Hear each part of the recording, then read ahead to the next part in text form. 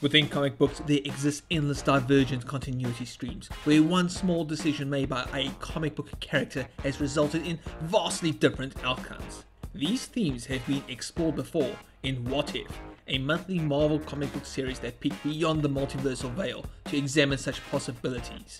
Here are 5 such issues from that series which are most definitely worth reading. They may be the children of tomorrow, but the X-Men have faced plenty of insurmountable odds over the years. In one reality, the X-Men did battle with demonic forces in a war that could have meant the end of mankind. And in that particular reality, the X-Men failed to stop the Inferno War, which resulted in a demonic gate being opened and hordes of demons storming the planet, converting former heroes and using humanity as cattle.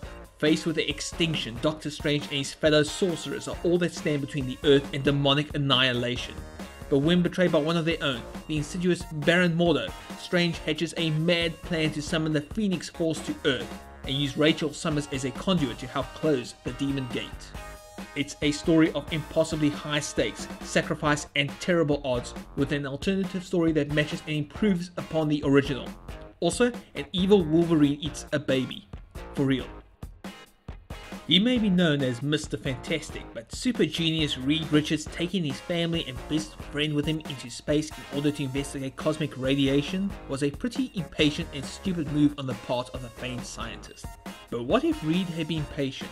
What if he had actually listened to his pilot and best friend Ben Grimm and had taken 2 experienced NASA astronauts with him instead of his wife Sue Storm and her brother Johnny? Well, for starters, the Fantastic Four would never have received their iconic powers to stretch, flame on, turn invisible, and look like an orange pile of rocks.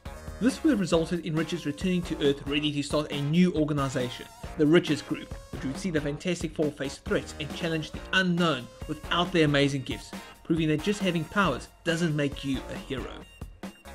Spider-Man is best known as the red and blue webbed wonder of New York, but he has had plenty of costume changes over the years. One of his more signature looks came in the form of a back-in-black outfit that was secretly an alien symbiote. The creature may have proven to be initially beneficial to Spider-Man, but after discovering that the symbiote wanted to bond with him for life, Spider-Man had no choice but to find a way to rid himself of the living costume. Except in one reality, it was far too late for Spider-Man to separate himself from the symbiote. After leeching off of Spider-Man, the symbiote leaves Spider-Man as a withered, frail old husk who dies shortly afterwards, before finding a new host in the Incredible Hulk, forcing various heroes to team up and battle the now mindless Smasher, with the symbiote hopping from host to host and becoming even more powerful.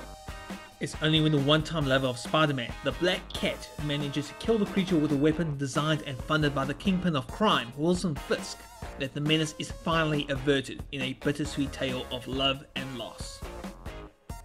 Comic book characters die every week these days, with a resurrection every Tuesday if they're lucky, or Wednesday if the writer is running late. But in the early days of the Silver Age, death was rare, which was why back in Daredevil, when Elektra perished at the hands of Bullseye, her demise was that much more shocking. But what if she had lived? It all starts with the deadly Bullseye dying during a failed prison escape, leaving a vacuum in the underworld of assassins and Elektra their prime target. Faced with either turning in the woman he loves or finding true happiness, Matt Murdock ditches his life in New York, his costume career as a vigilante, and instead decides to live his life to the fullest, with Elektra beside him. In a world where Daredevil rarely ever wins, the devil of Hell's Kitchen finally comes out on top with a well-deserved happy ending. You think the Venom symbiote running amok and possessing the likes of Thor and the Hulk was bad? Well, what if the symbiote had in fact possessed the Merc with a mouth, Deadpool?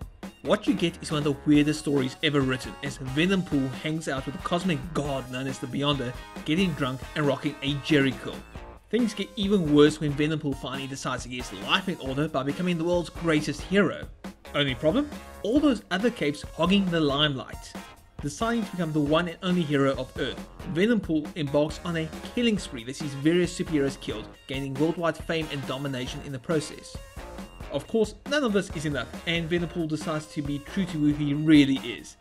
And unfortunately for us, Venompool is indeed still a totally irredeemable jackass.